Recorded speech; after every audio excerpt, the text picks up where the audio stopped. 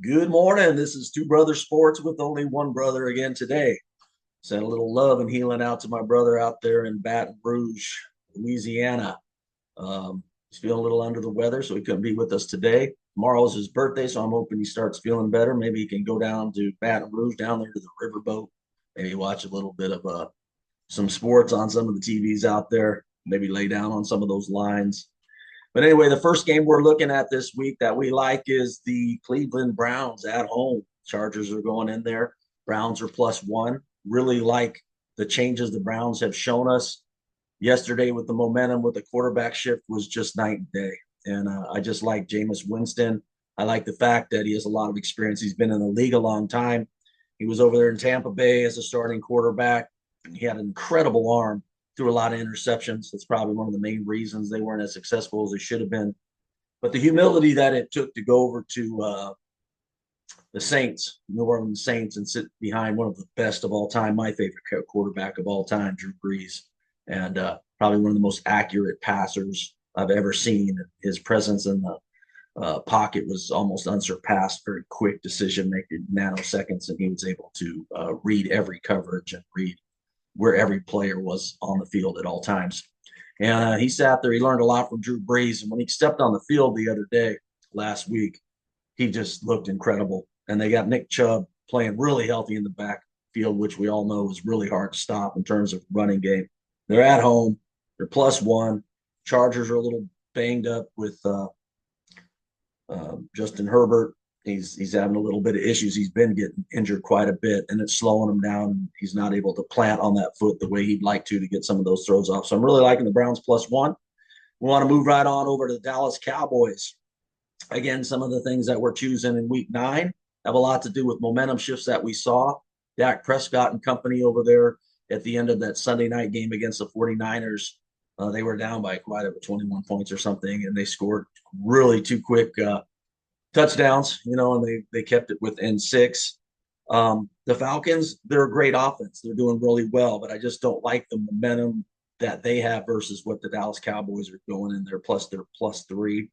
Uh, and the other thing is the defense on Atlanta. It's certainly not as good as the 49ers. And I think that the Dallas is going to be able to perform really well against their defense. And I think they'll be able to match them offensively as well. So we like the Dallas Cowboys going into that game +3. Again, I'm not going to do a lot of commentating due to my brother being absent this week. We may come on next week and provide a little bit more information. Wanted to get these picks in, though. Denver Broncos going into the Ravens. And the Denver Broncos are +9.5. And I like the way they match up defensively. They got incredible defense. I can't believe it's +9.5 against the Ravens. They have similar styles of defense that they play.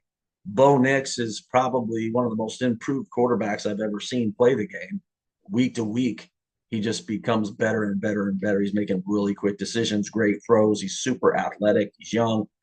He's on fire, and so are their teams. He has a lot of weapons to utilize over there as well. And +9.5 just seems like a lot. So we're going to go ahead with Denver Broncos on that one, plus the 9.5. And moving right along again, another momentum shift. The Rams. The Rams are, the Rams at the beginning of the season were saying we thought that they probably were one of the best teams in the NFL and probably had one of the most potentials in the West. And they're starting to get healthier. They're not completely 100%, but they're getting a lot of players back. They got Cooper Kupp. They've got the receiving core and a lot of things on the offensive side of the ball, all looking pretty good. And their defense is starting. It's not as decimated as it was. They're starting to get players back in there. And with the Seahawks, some of their Lockett and Metcalf have been dealing with some injuries. Metcalf, not even sure if he'll play, but I'm really liking the Rams with their momentum, with Matthew Stafford mainly -1 and how he's able to accelerate the team into victory. Detroit Lions, Matthew Stafford's old team, -3 going into the Packers. Well, it goes unsaid that it's really hard with Love. Again, there's some momentum shifts. Love is playing injured too. I mean, he's practically their whole team, and Detroit Lions aren't having that problem. They're probably one of the most loaded teams in the NFL to beat in the NFC, even above the Rams, maybe in the entirety of the NFC. And so we're liking them -3 against the Packers. And then last but not least, we'll just throw in a bonus pick. We like the Tampa Bay Buccaneers Kansas City game to go over 49 points in Kansas City on Monday night. So anyway, really hope that you're enjoying the season as much as we are. Those are our 5 picks and predictions for this week. We'll see you next week. Like, subscribe. Bradley, get better. We'll see you next week. God bless.